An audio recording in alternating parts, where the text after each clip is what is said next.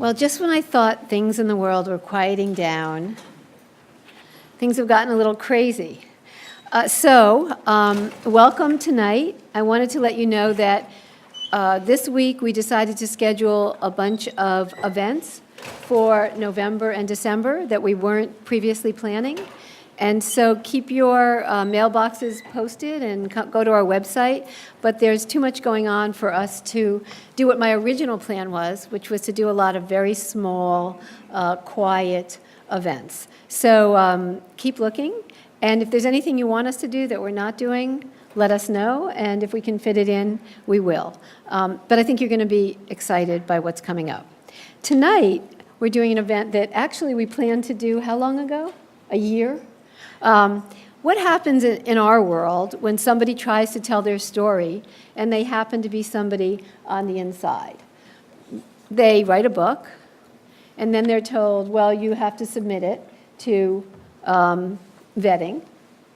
And then you find out that it's not just one agency that you have to vet it with, it's more than one agency that you have to vet it with. This is not the first time this has happened to a book that has been presented at the center, Ali Soufan's being one as well. So I think you're going to be very interested in tonight's conversation. I'm so happy that this book has finally come out. Let me introduce our panelists, and then we can get started. Yes, this book. Thank you. Do you want a copy? Okay. So Mark Fallon, I'm going to introduce him the way I always introduce everybody, which is how I got to know him.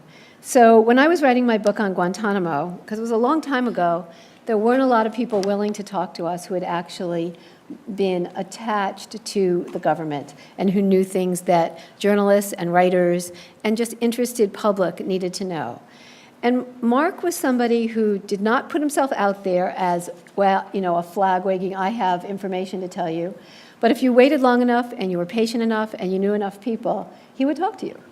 And he talked to me and explained to me, as very few other people did, how things worked inside. Not who was a good guy and who was a bad guy. That wasn't even the nature of the conversation. It was just what the lines of authority were, what the lines of authority were not, and how I should go about the rest of my research. And so he was incredibly helpful at the time. Afterwards, I ran into him in a number of capacities in the intervening years. But it was always clear to me that this was somebody of great integrity who had a story of his own to tell. And I wish more people from inside the government would share their stories with us and not play it like a shell game, like if you wait long enough, maybe this, you know, I'll reveal something and you guys can, on the outside, can put it all together. So we don't have a lot of books like this. And this is one I encourage you to read, and I think you'll get a real appreciation for this tonight. I also want to introduce Carol Rosenberg. Now, it's hard to introduce Carol because I feel like she's so much part of the fabric of everything we do that she really should need no introduction. But just in case she needs an introduction for any of you, Carol is the single human being who has been at Guantanamo since the day it opened. She has witnessed everything that has gone on there, both that which she's told us and that which she has not told us. When the dust all clears and Guantanamo is closed, she is going to be the only person whose eyes and ears have watched it from the very, very beginning. One thing Carol told me when it opened, the day it opened, when the first plane load of detainees arrived at Guantanamo, Carol once told me, she said, "You don't know what it felt like. I realized that I was the only, whatever I reported was the only thing people would know about what was there. There were no pictures. There weren't going to be any, cameras. There wasn't going to be any reliable other sorts. That the burden of saying what she saw was, sort of like in the old days, the way a reporter used to be. And so she understood from the very beginning the responsibility that had been placed on her shoulders, and she's kept it until now. So if we did give awards, which we don't at the center, I would definitely, this is your almost award. That's as good as it's going to get. We would give her an award for just making it possible for all the rest of us to have our thoughts and do our work. So without any further ado, they'll have a conversation, then there'll be a little bit of Q&A, and then we can all go have some coffee and cookies. Thank you. I just wanted to correct one thing, which is, no, it's fine. What did I get wrong? There were 3 other people who were still Yes, there but the day it you're- opened. yeah, And no. they're, Who? 3 detainees who arrived that first day. Oh, yeah, of course, the detainee. This is a good point, Carol. But, 20 people arrived that day. They were the worst of the worst, and 17 got to go for different reasons. And Mark probably knows more about those 17, or those first 20 than I will ever know. But I don't think your mic is close. should I make it louder? Oh, You could, it's fine, don't worry. you couldn't hear me there. I can hear you, but I can tell it was in, yeah, I can It's tell. very nice to be conversation.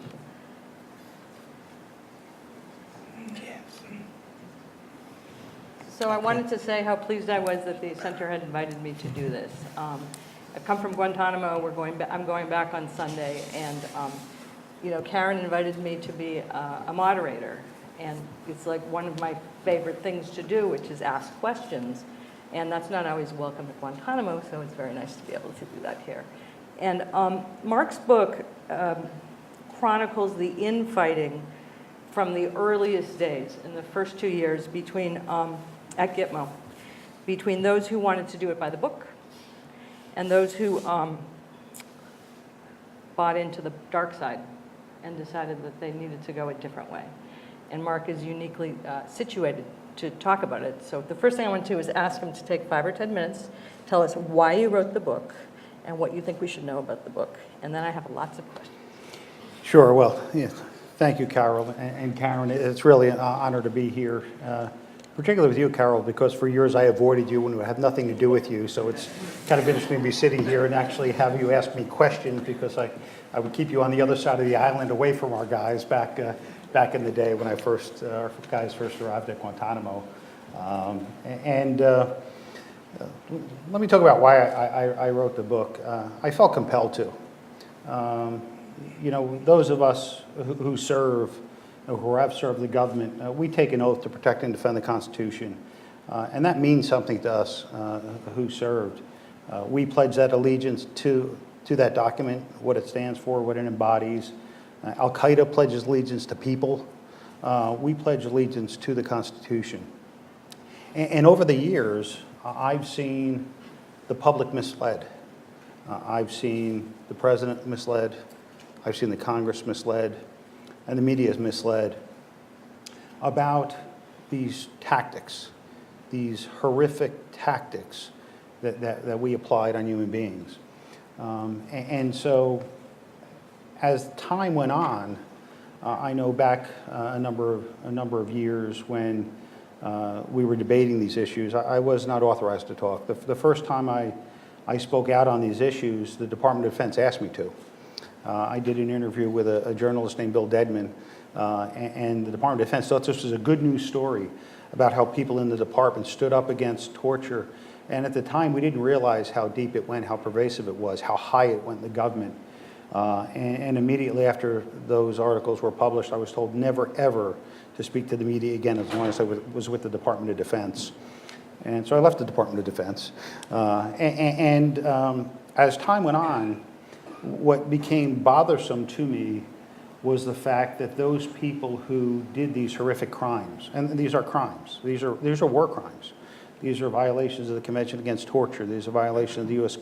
Constitution, the 4th, 8th Amendment, the 5th Amendment. I mean, there were so many egregious things that I saw that our country did it in secret.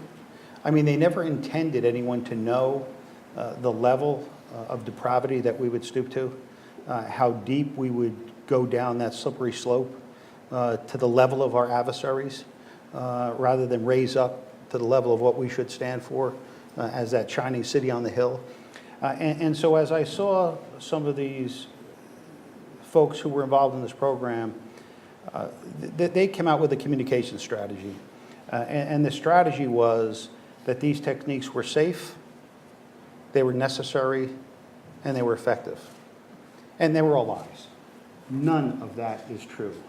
They were not safe, they were not necessary, nor were they effective.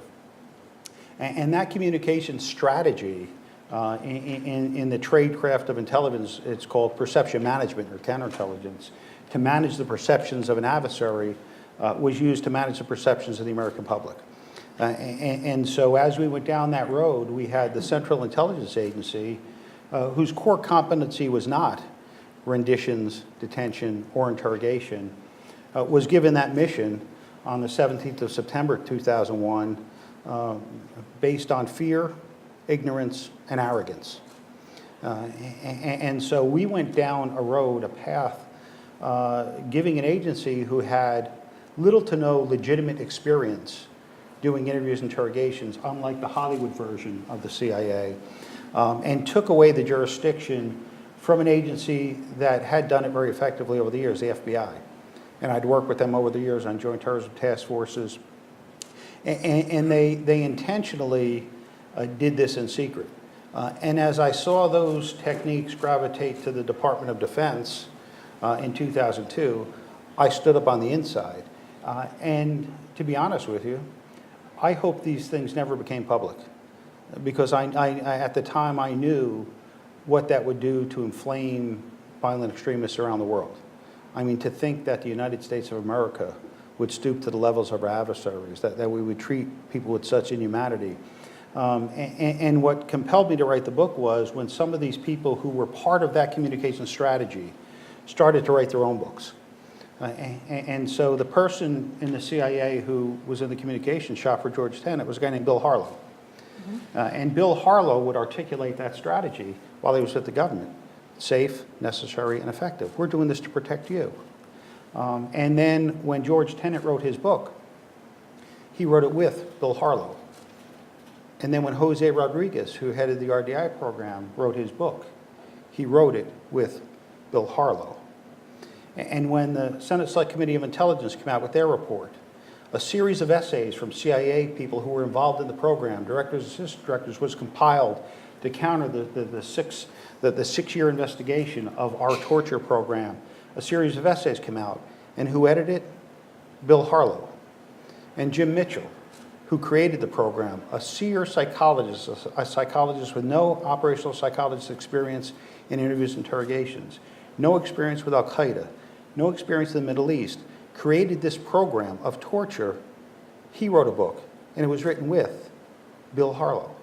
And so you have people who continue to try to manipulate the public, to manipulate you with these communication strategies that's safe, necessary, and effective. So I wanted to set the record straight. I wanted to set the record straight about how our national security has been degraded by this. The terrible effects, the terrible cost and consequence, tactically, operationally, and strategically, from torture. And so that's what brings me here today. That was a long answer to your question. And I take it you didn't go to Bill Harlow when you set out to write the book to see if he'd help you? I did not. I did not go to Bill Harlow. So I just want to back up a little, depending on people's level of knowledge. You write in the book that NCIS and FBI were best positioned at that moment when Guantanamo opened to take the lead on these interrogations. Can you explain why? Yeah. So for those of you who watch the NCIS television show, sorry you don't have Mark Harmon or LL Cool J here. But you know, the NCIS is a very unique organization within the government, because the Navy and Marine Corps years ago decided that they were sailors and Marines, and they would outsource a capability to get a professional cadre of criminal investigators and counterintelligence specialists to provide a service and support to the department globally. And so based on that position, I had started with NCIS in 1981. And at the time of the September 11 attacks, I was what was called the Chief of Counterintelligence Operations for the Europe, Africa, Middle East Division. And my responsibilities at the time was as the commander of the USS Cole Task Force. And so on the 12th of October 2000, the USS Cole was attacked in Aden, Yemen. We lost 17 sailors that day. My counterpart was a guy named John O'Neill from the FBI, and it was a joint NCIS and FBI investigation into the attack of the Cole. And NCIS had two responsibilities. As criminal investigators, we investigated jointly with the FBI. But as the counterintelligence component of the Department of Navy, We're also there to collect intelligence and send out threat warning information to the fleet to prevent further attacks. And I had a long history, particularly with the JTTF here in New York, because I had worked the first Trade Center bombing. I supported that. And I worked the case on the blind Sheikh Omar Abdul-Rahman, back in the 90s when they were plotting to blow up the United Nations and the Holland Lincoln tunnels. So I had a fair degree of experience at the time, having jointly investigated with the FBI. And we developed what I thought was the model during the Cole investigation. Because what we did is we recognized that everyone had equities. NCIS in our counterintelligence programs within the United States coordinates with the FBI as the domestic security counterintelligence organization. And overseas, we do our coordination with the CIA. That's mandated by policy. And so when the Cole was attacked, we had to decide, how do we protect everyone's equities? How do we ensure that we do a criminal investigation, as well as collect intelligence and disseminate that to prevent further attacks, to protect the fleet, for threat warning information. And so the model program that we developed was, we said to the CIA, you don't do this for a living. You don't know how to do interviews and interrogations. We do. We have done that. We do this for a living. This is part and parcel to being a criminal investigator, is being able to talk to people. So the intelligence isn't the interrogation. The intelligence is what comes out of that interrogation. So let the people best suited to do those interviews do them, and then you can disseminate to the broader intelligence community through your channels that intelligence. With NCIS, our responsibility was to disseminate intelligence to the Department of Defense, and we did that. And then we jointly wrote investigative reports with the FBI for potential trials before Article 3 or federal courts. And so that was a model that I thought should have translated after 9/11. And isn't it fair to say that that organization, that combined organization, possibly knew more about Al-Qaeda at that moment than any other intelligence? Yeah, the FBI particularly, the FBI NYPD, as they referred to it here in New York, Joint Terrorism Task Force, had a squad here in New York City called the I-49 Squad. And any case that was bin Laden related went to that squad. They had another squad in DC, a radical fundamentalist group.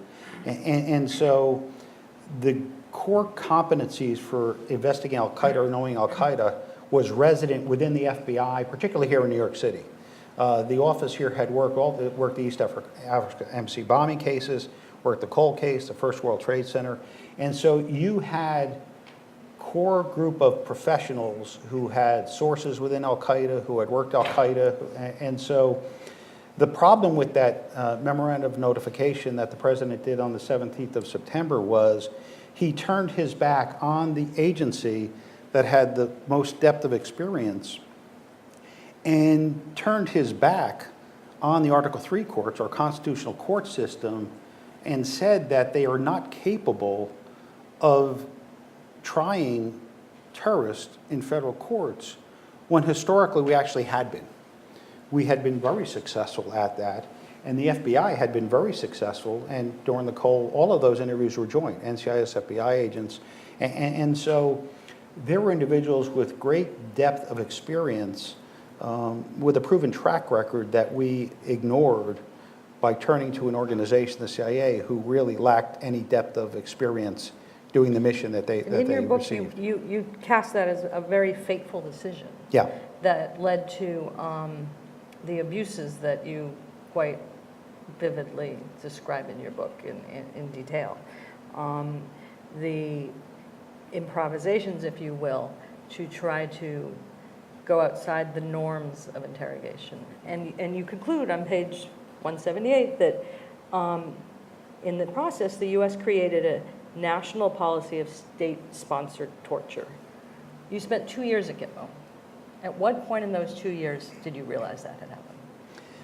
Yeah, well, I didn't spend 2 years at Gitmo. Most of my time was... You spent 2 years in the role... Yeah. So, and that, a lot of people say I was at Gitmo all that time. A lot of people call me an interrogator, and I just You spent 2 years in a role that oversaw or was aware of the behavior down there. Exactly. But I think it's an important distinction where an interrogator talks to somebody for information.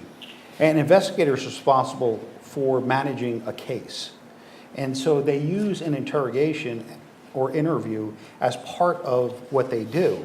But it's collecting evidence, doing background information, witnesses, collaboration. So it's much more involved than just an interrogation. And the task force wasn't at Gitmo. I mean, the FBI officers aren't in prisons. Okay, so our case agents were up in Fort Belvoir, and we had forward deployed units at Guantanamo, and our case agents would travel there, but we had units in Afghanistan and Iraq, Kabul, Kandahar, Bagram, and so it was an investigative task force to collect all the information we could about a particular individual. But in the process right. of collecting that information, you became aware that something quite sinister was going on. Yeah, for sure. So when the CITF and the FBI identified a detainee named Mohammed al-Qahtani, who was likely the 20th hijacker, was a missing hijacker from one of the aircraft, the one that crashed in Shanksville, Pennsylvania. As we were looking at who should have primacy on talking to Qahtani, I went to the Pentagon because, what was shocking for me, frankly, about getting this mission, at the time, it was really unbelievable to me that we would turn away from the FBI, who had the lion's share of experience, and give this mission to the Department of Defense and me. I mean, I was the chief investigator for this, became a 230-person task force. But it was a lawful order. While I didn't agree with it, I had a responsibility to execute it as a senior manager within the government. And so as we identified Mohammed al-Qahtani as the likely 20th hijacker, someone who was involved, we were trying to determine, and through my career, NCIS is a very small organization, and sometimes you work with giants. Those three-letter organizations, have a lot of resources, and we just try to do our mission and get by. And so you're used to looking at everyone's equities, because to protect my equities for my organization, I need to ensure that your equities are protected also, and that's why I explained what we did with the USS Cole. We understood the CIA had equities, we understood the FBI had equities, so we tried to design a process so that everybody was happy. And so when we had Qahtani at Guantanamo, Where he remains as an uncharged indefinite detainee. Correct. So as we were looking at him, my thought process was I went to the Pentagon to argue that the first people to talk to Qahtani should be the FBI, because they had no jurisdiction over the detainees at Guantanamo. We actually had blanket declinations from the Department of Justice for any person that we were investigating at the CITF, any of the folks at Guantanamo. But I knew the capabilities of the FBI, and I actually requested that one of the FBI agents who do the interrogation, I can't mention his name because it's been redacted from my book. We'll get to that. But I thought the nice part about that is that their equities were to protect national security, so any threat information they needed, and any information they got, we knew it would be lawfully obtained, so we could use it at CITF. So was the first order of interest to see if you could get him to talk about sleeper cells? When you're doing an investigation, you're looking at all of the information. It's not just, we want a confession to try you, particularly the FBI, because they had no jurisdiction for the military commissions. They were looking for information about future attacks. They were talking to Qahtani for intelligence purposes, from a criminal investigative and counterintelligence organization. The second people that I articulated should be the CITF. And so let the FBI do their job, and then the CITF, as the investigative arm for the Office of Military Commissions, should then talk to Qahtani, and then after that, we will let JTF 170, later became JTF Gitmo, talk to them in case they got goofy, in case they did things, because they were very primitive in their approaches, they were not well trained, and they were ill-equipped to actually do this mission, frankly. And so we thought that my thought process, which I argued successfully at the Pentagon, I was reporting to the Office of Secretary of Defense, the Office of General Counsel for the Department of Defense. I was effective in that argument at the time until a general named Dunleavy who was down there, who you know and have dealt with, decided after the FBI started to run into some roadblocks and Katani stopped talking, that law enforcement had their chance, so we need to now get tougher. And so the CITF doesn't get a chance to talk to Katani. We're going to talk to him, and we need special techniques like the CIA is using. Because at the time I mentioned that this perception management, at the time, the CIA, the rumor intelligence. Examples include forced nudity, short shackling, sleep deprivation, noises, hot, cold, threatened with dogs, humiliated by women. Correct. What have I missed? Yeah, isolation. I mean, there was mock executions that occurred and other things. But at that time, when I saw the CIA come to Gitmo, and actually before they did, I saw a group of senior lawyers come to Guantanamo, I knew that we were in for some troubling, challenging times ahead. So is that the point where you thought we were creating a national policy of state-sponsored torture? Or did it? Yeah, and no doubt about it. Up until that point, I had thought that this was just decisions of incompetence. Working for the Navy and Marine Corps, you often have to tell truth to power. Admirals and generals aren't criminal investigators, aren't counterintelligence professionals. So through my career, I've had to have those difficult conversations. I've had to go into commanding officers or commanding generals or admirals and tell them things that they didn't want to hear. But that was my job, so you had to do it. So Mohammed Katani was interrogated, according to many accounts, including your book, in late 2002 in Camp X-Ray. Correct. Months and months after the detention center talking point was that Camp X-Ray was closed and out of business, and any picture you saw of what went on in those cages was history to be ignored. And this went on long after Camp X-Ray was ostensibly closed. Yeah, correct. That part of the interrogation strategy by the Department of Defense adopting these SEER techniques that were being utilized by the CIA. And what's important for the audience, I think, to recognize is what this is. So SEER is survive, evade, resist, and escape. And so what we did is we, the U.S. government, looked at the manner in which our prisoners were abused by the North Koreans and by communist interrogation tactics, which were just what you described. And there were actually congressional hearings in 1955 or 56. John F. Kennedy was a senator then.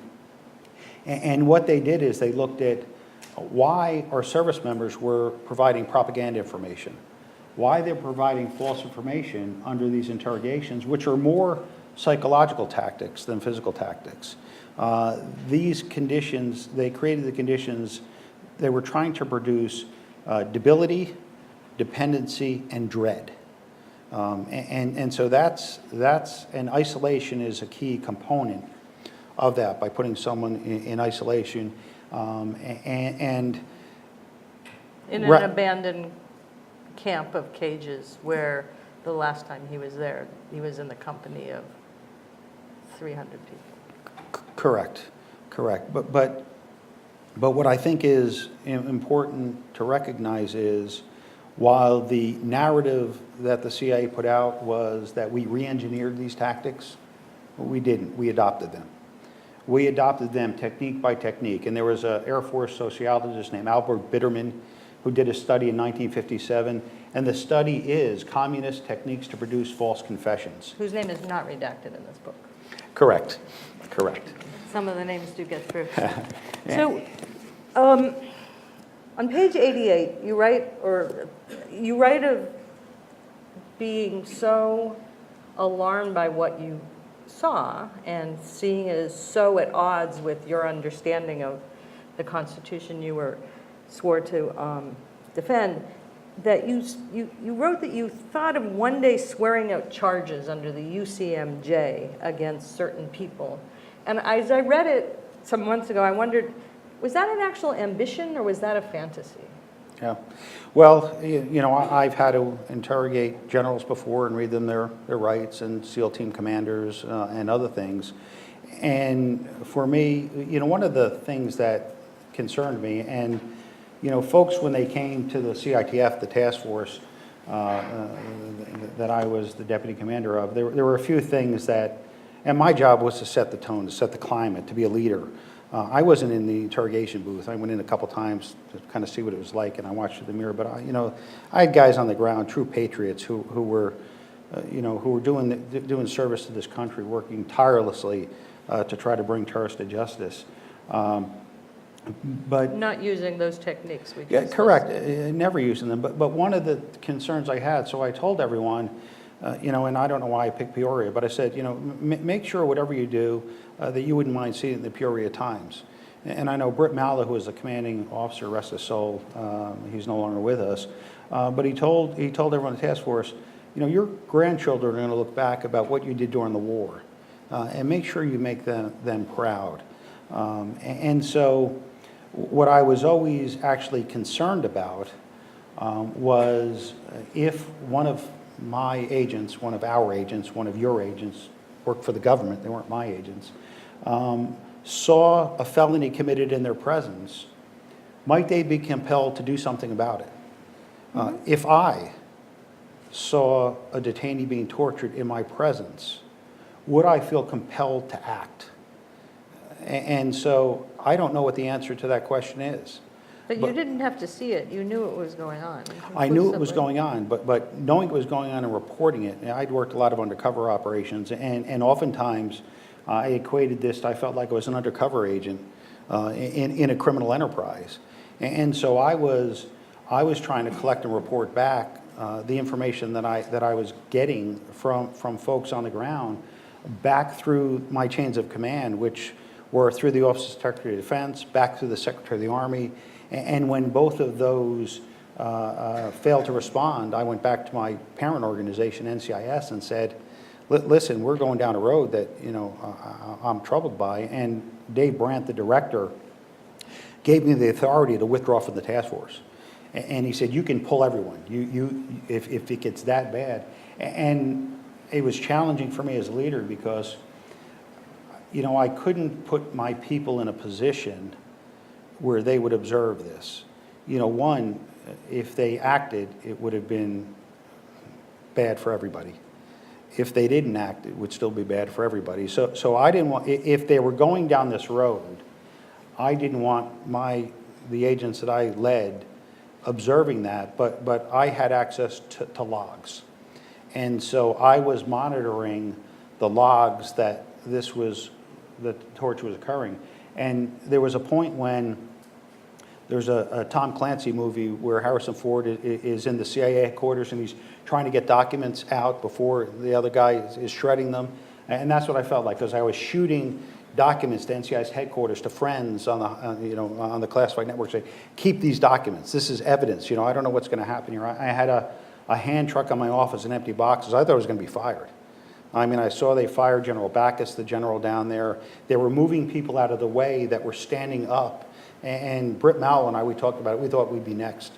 And so I had my exit strategy, sending documents saying, preserve this evidence because I may be not denied access to these records if I'm fired and taken out of here. So I very much felt like an undercover agent trying to establish. And I said, at the time, this is the kind of stuff congressional hearings are made of. Yeah. And I know Carl Levin used that when he had his congressional hearings. You could see this. You could see this coming.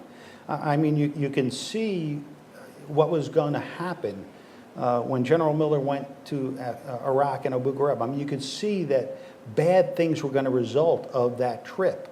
I could see it as clear as day. I don't know why other people couldn't see that. So you never got near swearing out charges against any I- fellow Americans? Uh, I mean, you write about having an ambition to do that. Well, I had hoped that one day I might be able to sit down with an Article 31B warning and talk to them about actually what they did and the decisions they made, sure. So a lot of this book is about the internal battle, the struggle, the debate over what is right and what is wrong. Did you lose any friends over this? I'm sure, but I'm sure I gained many more. I mean, I had a pretty good reputation in NCS as an operator, and, I had worked, a lion's share of terrorism cases, and so I was quite comfortable with my standing there. And when I made my leadership decisions, I always, I called it, the Trinity of the Triad. I looked at, is this fair to the individual? Is it fair to the organization? Is it fair to myself? And so that was kind of the, what I weighed kind of decisions, because you have to make some decisions, some unpopular decisions at times. And so those are the things I always weighed. But you weren't keeping company with the ACLU back then. No, weren't. I think it's kind of funny. My friends kid me. Not too long ago, I was out to dinner with Dave Brandt, the former director, Ralph Blinko, the former deputy director, and Mike Gellis, who's in the book, and Bob McFadden, who's in the book, and others. And we kind of talked about this and said, wow, the world is upside down here. You're actually talking to journalists, and, the ACLU is representing you, and you've got Mohammed Slahi, a guy who you investigated, tweeting about how good your book is. So, I spoke out in Paris, France, with General Janis Karpinski, who is here, right here in the audience today, and Alberto Mora and Lawrence Wilkerson, who was Colin Powell's chief of staff, and Nasir Sazi was a Guantanamo detainee, and he's pledged buyout to bin Laden. It was Afghanistan, got picked up, and we didn't work a case on him. He was released, and he gave a talk for a television station. And he's a strapping guy with a beard and looks very militant. And he's talking about kind of how he was treated. And when I do countering violent extremism presentations, I often show that video of Nasir, and then the next photograph I show is he and I in a bar in France with our arm around each other, smiling, and talking. They're just people. So you've been a lifelong liberal, is what you're saying. I know when Jess Braven did his book, The Terror Courts, and he talked to me, he said, wow, I always thought you were a jackbooted thug. You actually have a conscience. That was nice of him. Sorry, I'm losing my voice here. No, go for it. For those of you who haven't seen the book, it's really bizarrely pockmarked with redactions. As somebody who spent a fair amount of time following the Guantanamo story, I recognize some of the people under the redactions. And anyone who's paid attention to the story would recognize some of the people under the redactions. I don't want to put Mark in the uncomfortable position of telling me he can't tell us who those people are. But when you sat down to write this book, you know many, many things that are classified. I do. You are bound not to disclose them. When you sat down to write this book, did you intend to write a book to survive redactions? Yeah, when I spent my 31 years with the government, 27 as an NCIS special agent, working counterintelligence operations, trying to protect secrets. The last thing I would ever do is try to put classified information in a book, or the last thing I would ever do is talk to a journalist and give them classified information. When I wrote this book, I painstakingly went back through every investigation that I could find. I went back through congressional hearings. I went back through media accounts. I looked at C-SPAN videos of the Senate Armed Services Committee hearings, Judiciary Committee hearings. I tried to ensure that every piece of that book was in the public record. I quoted from newspapers. I quoted from congressional hearings. Did you write it in a SCIF, a secured classified facility? No, because I intended not to have anything classified in it. So when you sat down to write it, you expected that all of it would survive? I did. I did. And the Department of Defense Pre-Publication Review Office had contacted me and said, hey, we hear you're writing a book. Let us help you get it through the process. We're here to ensure, it's a voluntary process. We're here to, we're for the government, we're here to help you. Let us help you ensure that you don't inadvertently put something in. And I said, great, that's fantastic. How long will the process take? And they said, well, by regulation, it's a 30-day process. We'll try to get it done in 2 weeks. If there's something complex or complicated, it might be a week or two later. It might be 6 weeks. And so I submitted it on the 4th of January this year. And I actually wanted to get it into the public debate to help shape policy before Donald Trump anchored to some things, because I had taken some stands before. A wonderful organization called Human Rights First had come to me years ago and said, we need your voice. We need you to speak out against these things. And I looked at kind of the narrative that the media had at the time, because I had done studies of violent extremism, and I looked at the narrative and the counter-narrative. And the way the media had always reported it was the things that human rights people call torture. And I said, wait a minute, it's torture. It's not just human rights people. I mean, You take us to the woodshed in your book for that. Yeah, but If you didn't hear me, I said he takes us to the woodshed in his book for that. well, and so it is torture. So how much of this is already in the public domain? The stuff that we cannot see, Well, in your opinion? I'm not asking you what it says, but when Yeah. you put pen to paper, you believed it was in the public domain, right? correct. Just checking. Correct. I mean, I would not have, now, yeah, I used to kid that I needed some redactions for street cred. And if I didn't get one, I was going to get a marker and just go through books and bookstores just to kind of help me out a little bit. And I actually submitted it because I was hoping, the ACLU had a case on Mitchell and Jessen, the guys who created this horrible program, the EIT program. And even what they called it, EIT, Enhanced Interrogation Techniques. That was, again, perception management. The EIT program was nothing more than an excuse to inflict torture. That's what it was. With a fancy name.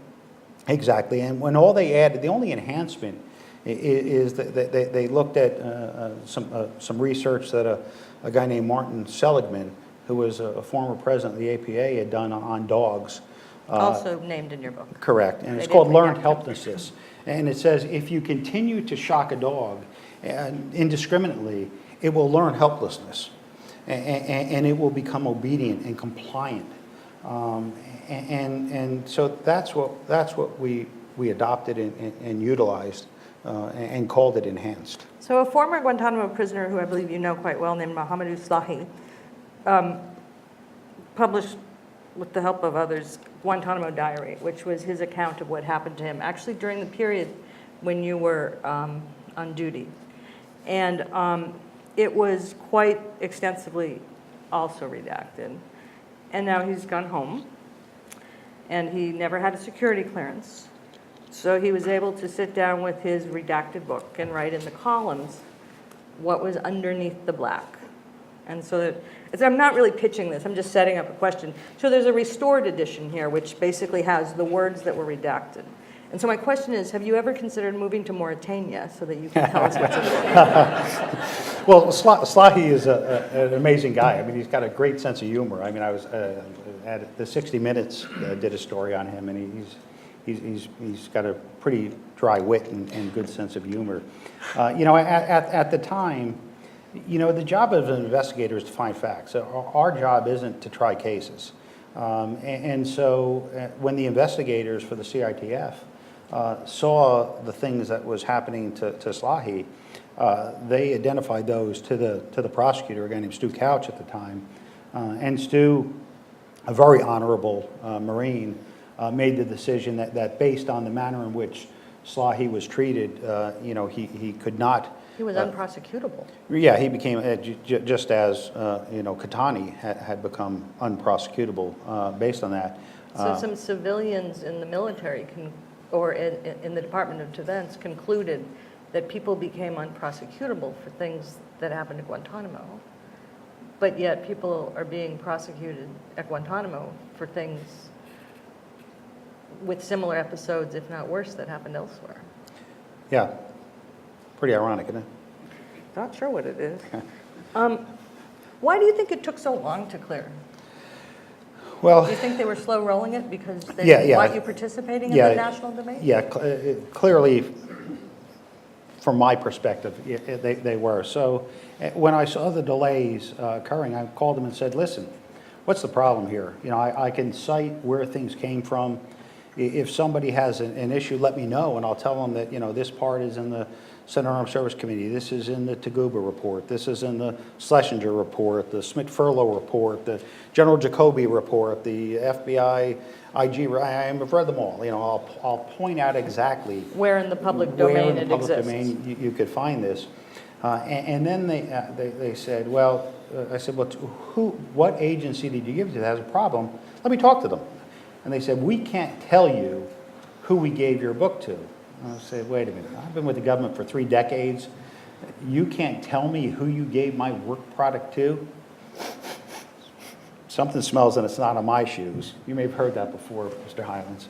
And so at that point, I suspected, because I knew there was a case on Mitchell and Jessen, and the ACLU was waiting for my manuscript. And their discovery deadline was, I think it was February 17th. And so when I submitted my manuscript, I did it on January 4th, believing the government, those people that were there helped me, that they'd get it done in a month or 6 weeks. That would become part of that case. And then, I mean, I think that the context that I provide would be useful about the origins, the efficacy, and the damage to our national security that the torture program established. And so I thought to myself, this is the problem. They want that discovery deadline to pass. And then Donald Trump nominated someone for the deputy director of the CIA who, by the congressional hearings and by the media accounts, said that she was the chief of one of the black sites. And so I said, uh-oh, now, although I don't name her in my book and I don't talk about the black sites or anything else. Available in 2 Googles. Pardon me? Her name is available in 2 Googles. Okay, well, and so I just thought, okay, now, you know, because when you submit these things, generally lawyers are going to get them. And so I'm anticipating that some lawyer for the CIA is like, uh-oh, I don't want this information to kind of stir things up to ruin these hearings on my potential boss. And there are people that I name in the book who have been redacted who are current government officials at some senior executive levels within the Department of Defense and some people within some other agencies. And so those delays, you know, I just saw the delays being compounded. And what I found when I asked the ACLU for help, they were amazing. The ACLU and Knights Columbia, the First Amendment folks who kind of had worked with the ACLU were just tremendous. And I realized that, you know, they are protecting the Constitution. I mean, that First Amendment is what they're doing. So you know, their job was like my job, protecting and defending the Constitution. And what I found, I don't know if it's ironic, but it was 22 days after we decided to go public. We were trying to work with the government, with the ACLU and Knights, saying, listen, he's willing to come to DC and sit down with you. He'll point out, you know, where these things came from, and they were unwilling to do so. And so we decided to write letters to 6 senators, and I had spent some time on Capitol Hill on behalf of Human Rights First, for lack of a better term, lobbying senators, asking them to pass the McCain-Feinstein Anti-Torture Act, asking them to release the torture report.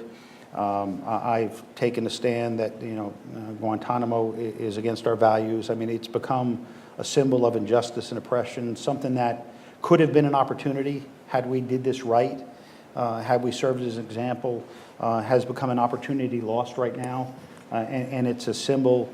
It's a symbol of that is driving more people to violent extremism. I know I was part of a project at West Point where they were looking at the tactical consequence of torture and kind of the effects on the battlefield. And up at the Carr Center at Harvard, they're looking at the strategic consequence of torture. We're going to go to questions, but there's one question I've always wanted to ask somebody who was there in the early days, and you have a unique insight. And how conceptually do professionals come up with the concept of a puppet show, of a captive having sex with Osama bin Laden? Where conceptually do professionals come up with the idea of wrapping someone in the Israeli flag, all in the context of interrogation? What is the thinking by which they use women for this, sexual humiliation? I'm not asking you to defend it, because it's clear if you read the book, this was not, you didn't approve of this. But how do Americans come to the conclusion that these are things that are going to work? When you think no one can see what you're doing, when you operate without transparency, no one was supposed to know about the CIA EIT program. Other people in the CIA weren't supposed to know about it. But that's the embarrassment factor. So, nobody would want the world to know about something as ham-handed or cruel or whatever word you want to. But if you're a thinking interrogator, why do you think something like that would work?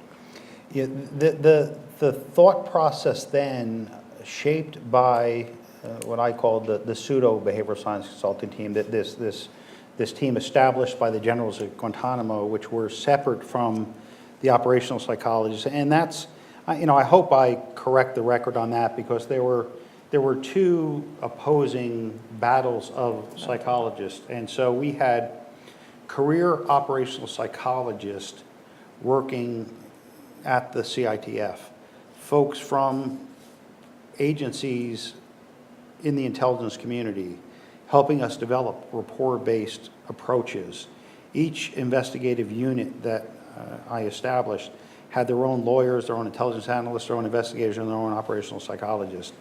And you had psychologists on the other side who had no experience, were clinical psychologists. But what they were doing is they were saying that if you reduce them to this learned helplessness, if you break them down, if you treat them like dogs, if they learn that helplessness, somehow they rationalize that truth would suddenly come out of them. So was it a lack of understanding of how interrogations work with integrity, or was it a lack of understanding about Islam? I can't answer that question. I don't know what could have been going through their minds when someone would dress up in a cowboy outfit complete with chaps and walk into an interrogation room and think that, okay, that's going to prime someone to tell me something.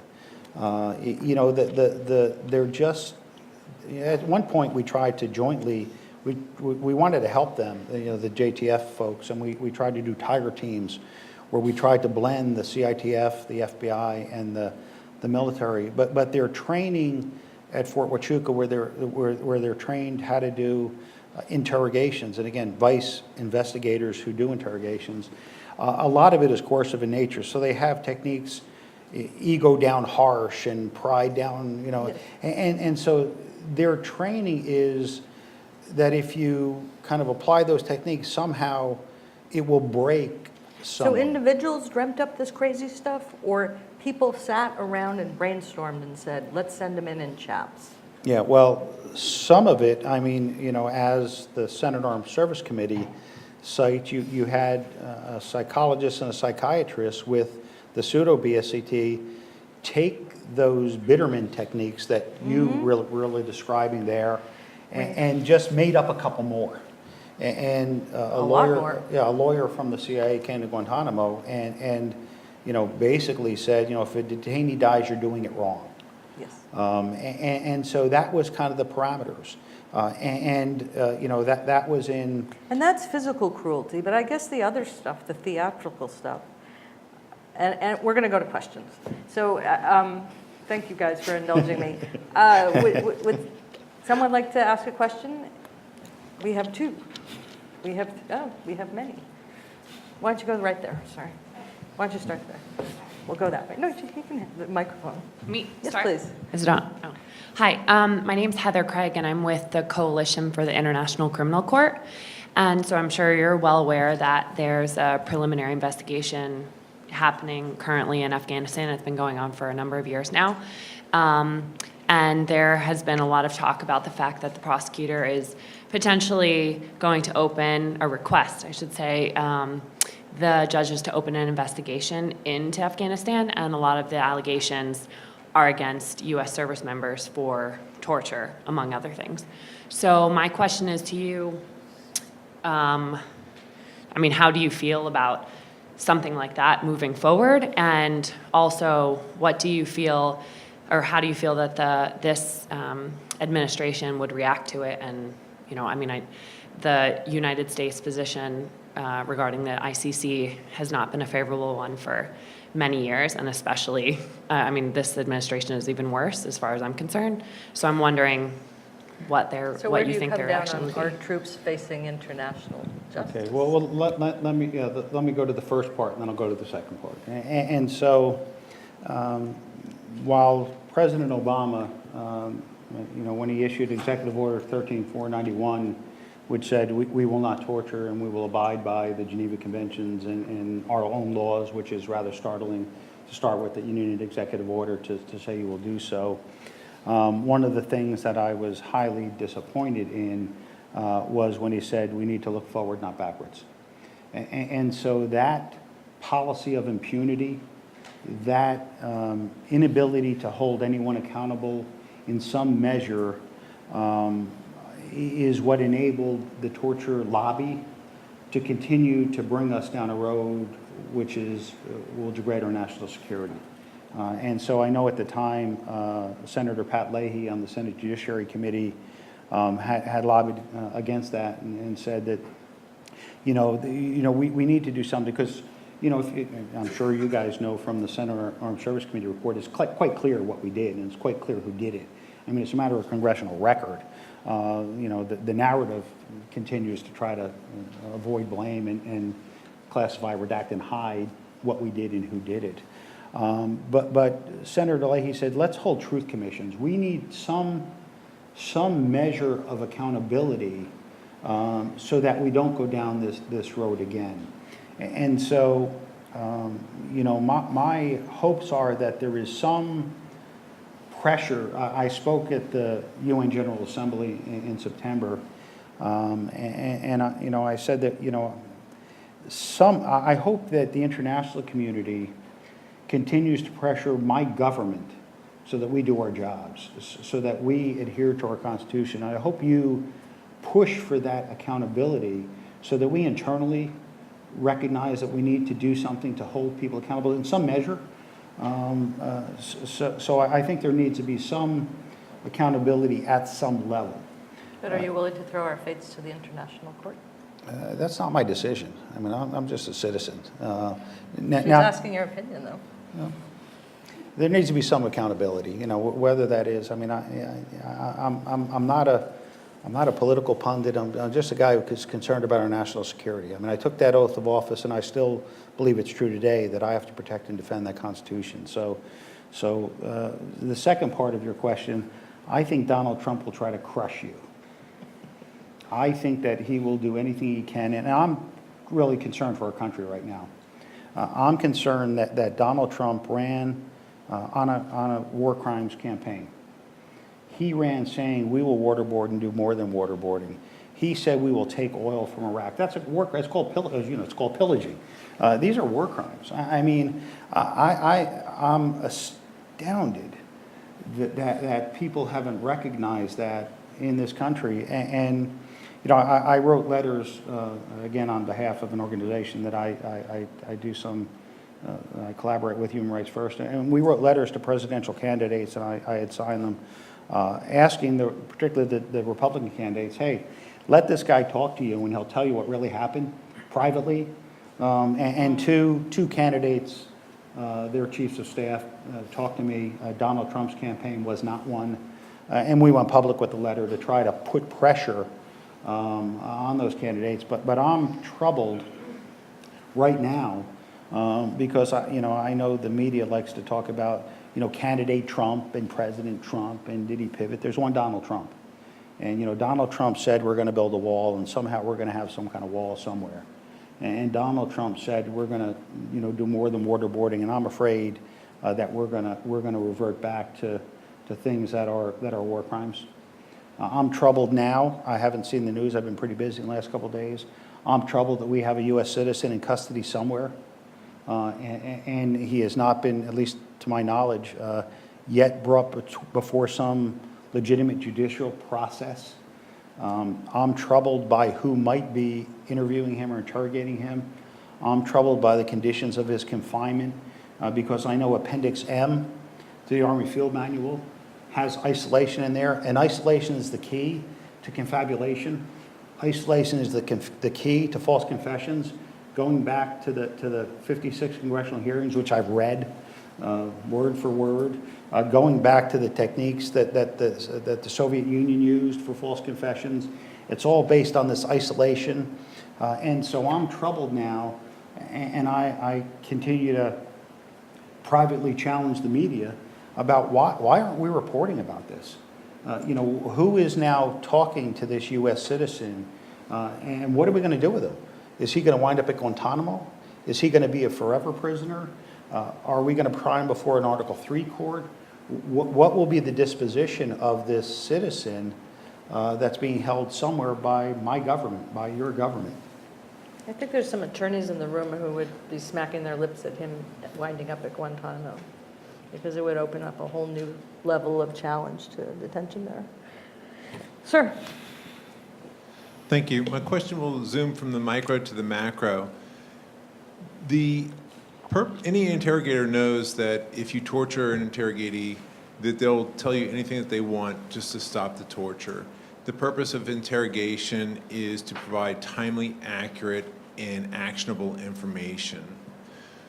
Given that, and given that the fact that you know that you saw it turn into a state-sponsored terrorist torture program, and you saw people being fired for standing up, you were thinking of an exit strategy, you prevented your agents from going into interrogations because they may be prosecuted later on for having seen those. So given that, in that maybe what we don't know as far as the 9/11 Commission being truthful or not or fully complete, the information that was there, I'm curious as to the intel that you've had access to and what you have seen. Is this not a bigger cover story in that you are able to go ahead and get the interrogatees to tell you whatever you want them to tell you? So then you can further your foreign policy agenda and give cover for any previous actions or inactions, failed intel action that should have been taken that was not, so that you're basically giving yourself a cover story. So you're asking if they threw the interrogations on purpose? Okay, so if you look at General Wesley Clark on Democracy Now! With Amy Goodman talking about how he went to the Pentagon after 2001, and he goes in there and a colonel brings him into the office and he says, "Colonel, I'll give the short summary, we're basically going to invade 7 countries in 5 years." That has now happened.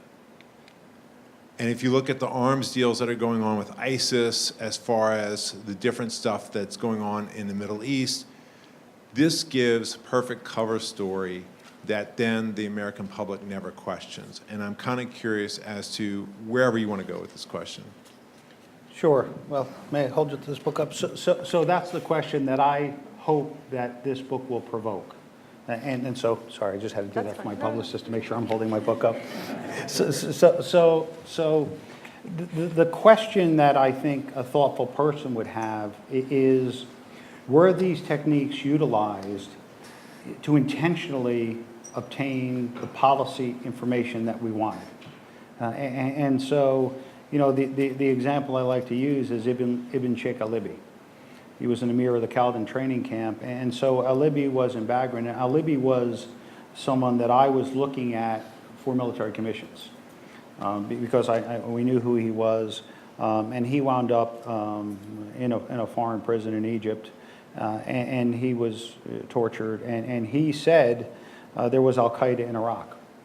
And at the time, when that information came back to the Pentagon to me, I said, wait a minute, this doesn't make sense with anything that we're tracking at the CITF. This doesn't make sense with anything that we've learned previously. We had analysts looking at the different training camps and what they did and other things. And so that string of intelligence was inconsistent with what we knew at that point. And so I was challenging it in the Pentagon, saying that this isn't making sense. And they kept saying, well, we have this, rock solid source. And so what happened is, Colin Powell went to the United Nations, and part of what he utilized was there was al-Qaeda in Iraq. And President George Bush went to Cincinnati, Ohio, and told the American public there was al-Qaeda in Iraq. And so to support policy decisions to invade Iraq, we utilized information. When Ibn Sheikh al-Lubi was released, he said he just made that up so the pain would stop.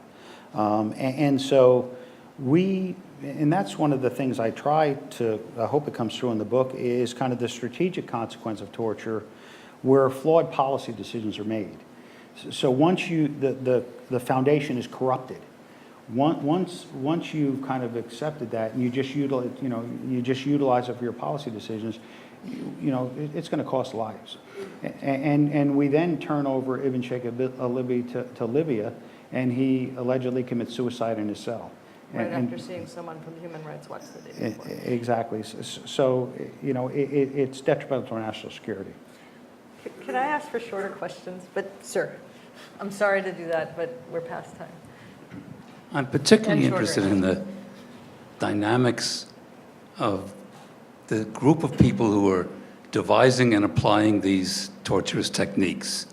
Did they form a kind of fraternal sodality among themselves, drinking and eating together and reinforcing each other and creating a kind of moral hothouse, which would allow them to do things which most of us would think are reprehensible and criminal? Yeah, one of the things that's kind of lost, in the public domain is the level of resistance within the CIA. There were people who resigned from the CIA, who left black sites. There were people who would not do this. Some of the people who have issued blurbs about my book are CIA officers. There are friends of mine who stood up against this. There were people internal to the CIA who couldn't believe what was happening. So this was a small rogue pocket of individuals with very limited experience who were supposed to be operating without other people in the CIA even knowing about it. It was meant to be a secretive program, but people were disgusted by it to the brink of tears, walking out of these black sites. And there were people within the CIA complaining particularly about Mitchell and Jessen, because these were two contractors with no experience, and they designed, developed, implemented, and evaluated their own program. And their contract was for $183 million. They got $81 million, and it wasn't until the Abu Ghraib scandal broke that contract was terminated. But people made millions on this torture program. I call them the modern day equivalent of snake oil salesmen. They sold a bill of goods, and there were people, I can't mention their names because they're redacted, from the CIA who left the CIA to go work for the contractor to do the torture program. And these are terrible conflicts of interest. Can we do 3 more questions? 1, 2, 3. Hi, I'm Colleen Kelly from September 11th Families for Peaceful Tomorrows. I have 2 questions. One is the documents that you were sending back to friends in the NCIS, where do those documents live now? And secondly, I agree with you about the need for some accountability for the torture program. It seems that the military commissions now have become kind of the sole vessel for torture to be discovered and through the discovery process, and not that individuals will be held accountable, but that the information will at least possibly come to some light. I'd be very interested in your opinion about who exactly should be held accountable and what method of accountability you would counsel. Yeah, one of the reasons I believe that we need accountability, we need to come clean on torture because we need to bring the terrorists to justice who attacked us. And those sailors that died on the Cole died on my watch. And I was the chief investigator for al-Qaeda after 9/11. And so My job was to bring those terrorists to justice. And as a country, we were unable to do so because we keep trying to hide the fact that we tortured people. We tortured some folks, as President Obama said. We keep trying to protect this. I think Dianne Feinstein, after the Senate Select Committee on Intelligence report, said, if we look to hold people accountable, it'd probably be like 50 or 60 people, or some number under 100, whatever it was. And so look at what we've done to our national standing. Look at the families who are going through what they're going through today, where we're unable to bring people to justice because of the torture that we committed, and the fact that we're unwilling to admit that. And so people sit in indefinite detention, and families travel to Guantanamo to try to see trials and see these people are up to justice, and they're unable to. I read in the news that computers were taken, I think read from you, Carol, computers were taken from defense attorneys. Defense attorneys have found listening devices where they're having meetings with their clients. I mean, the levels that we're going to try to protect the fact that we torture some people when everybody knows it is just amazing. And so until we reconcile with that, we're going to continue to just hold people, and families are going to suffer because they've lost loved ones. And so I continue to speak out that, we need to, until we do that, we're always going to run into this problem in Guantanamo where it's considered an illegitimate judicial process. Josh, you'll be the closer. And then we got to wrap it up. I'm Todd Pierce. I'm a retired Army officer, JAG officer. I represented prisoners at Guantanamo. So we talked a little bit about accountability here. We've got a War Crimes Act that was passed, 20 years or so ago, which applies directly to the many military and CIA officers who were involved in this, yet it's never been applied, even talked about, being invoked for charging these criminals. War criminals, our own officials. And then furthermore, when civil suits have been brought against the torturers by a number of different people, victims, the torturers are allowed free by arguing that we acted actually the government argues this, they acted within the scope of their employment, the modern day equivalent of as just following orders. So I guess I'm getting toward, last summer I went through a Stasi prison. Back in the day, the Stasi was seen as one of the most disreputable intelligence agencies. So a former Stasi prisoner walked me through the prison that he had been held in, explaining what was going on. And of course, a lot of memories coming back about what I heard about Guantanamo, except what he was telling me about the Stasi didn't approach what was done at Guantanamo. And also, in Paris, I picked up a book that was just published by a survivor of a Gestapo investigation, a woman, French-Jewish woman, who was accused and was guilty of resistance activities, what the Nazis called terrorism. This is apart from the Holocaust, but investigation of resistance.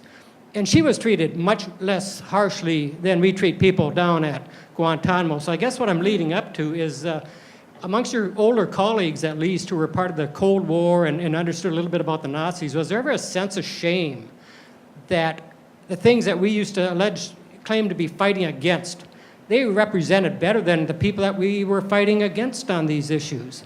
And second, this goes, this is just apart from being a lawyer or anything, but this was perversion. Is there a sense of shame amongst these people that what perverts they've been in the many things they did? And one final thing is, it's not just the people that were working with Jessen and Mitchell. You talk to people who just routine treatment in Guantanamo, and again, that was torture in itself, even if they weren't waterboarded. I won't go through the list of things. Physicians for human rights have talked about this, but just the ordinary treatment they were given by the guards went into torture. And then one final thing is 16 years of this, 16 years of torture, the Republicans talking about it, advocating it. This didn't start with Donald Trump. We've normalized it so much that Trump was a predictable outcome of it, I would argue, not an aberration. So why are we surprised that Trump should get elected by bragging about how much torture he would do? So again. Okay, there's about 5 questions there. Yeah. So I'm going to answer it by reading something here from my book, if I could find it here. And then Joshua asked the last Yeah, question. and so On September 17th, 1775, the anniversary date of when we issued the memorandum of notification establishing the torture program, the CIA, George Washington sat on his camp at Cambridge, and he issued orders to his troops. And he was concerned because we were going across the border into Canada, and he was concerned with the manner in which his troops might treat prisoners or might treat the public. And what George Washington said, should any American soldier be so base and infamous as to injure any prisoner, I do most earnestly enjoin you to bring him to such severe and exemplary punishment as the enormity of the crime may require. Should it extend to death itself, it will not be disproportional to its guilt at such a time and such a cause. For by such conduct they bring shame, disgrace, and ruin to themselves and their country. And that's what I think this program did. And I missed the beginning, so if you covered this, then we're done. One of your colleagues who was a military interrogator, not necessarily at Guantanamo, but has said, at least privately, that the willingness to torture or the tolerance for torture was directly proportional to the religiosity of the interrogator. So I want to know to what extent you agree that there was a measure of religious intolerance or otherness with respect to the program, and if so, how do you weed that out in the context of providing a measure of prevention? Can I just clarify, the more devout they were, the more willing they were? Yes. Well, no, the more they saw it as a sort of as a religious crusade almost, or at least... And the more secular people were, the more troubled they were? And reluctant or resistant. I have no idea. Thank you, last word. No, I just want to make a comment about that. General Sharpinski. And it answers a comment you made before. Yes, ma'am. How the program was established and why they started out in the wrong direction, because it was a complete lack of understanding of Islam, of the mentality of Middle Eastern culture, a complete lack of understanding. And if you start with the most important thing, or seemingly the most important thing was the religious aspects, if you start from complete misunderstanding, maybe it was intentional. Maybe they wanted the interrogators to have no understanding, so this program could take effect very quickly. They were off track from the beginning. And whatever efforts you made at your level or in the Pentagon or wherever it was, nobody wanted to listen because this ignorance of the culture and their beliefs and what would be effective just dovetailed perfectly into this ignorance in how to torture or interrogate or what's effective or what isn't. So the answer to my question is both, ma'am. I mean, it was from the beginning. We don't care how they think. We don't care what they believe. We're going to do this, and we're going to win by doing it our way. It seems to me that we've been having this conversation for an awfully long time. I mean, how many events have we done on torture and Guantanamo over the past 15 years since we started down at NYU? And it's so interesting that so many of us have had time, and you have had time to reflect on it, and it still seems not to have changed the conversation enough. And I think, I think our great-grandchildren are going to be really disappointed in us. So I keep hoping that in a couple of years it'll sort of, come out in a different way. But I do think that books like Mark Fallon's are very important for this because it keeps the conversation alive, and I'm glad they delayed it because now it's our conversation now and not then. And I think the work a lot of you in the audience have done has been really helpful. But I think the basic takeaway, echoing Janice's and the rest of you, is, once you break something this fundamental, can you ever fix it? And that was the dilemma that President Obama faced. And so I want to thank our wonderful guests tonight, and I want to thank all of you for being so generous.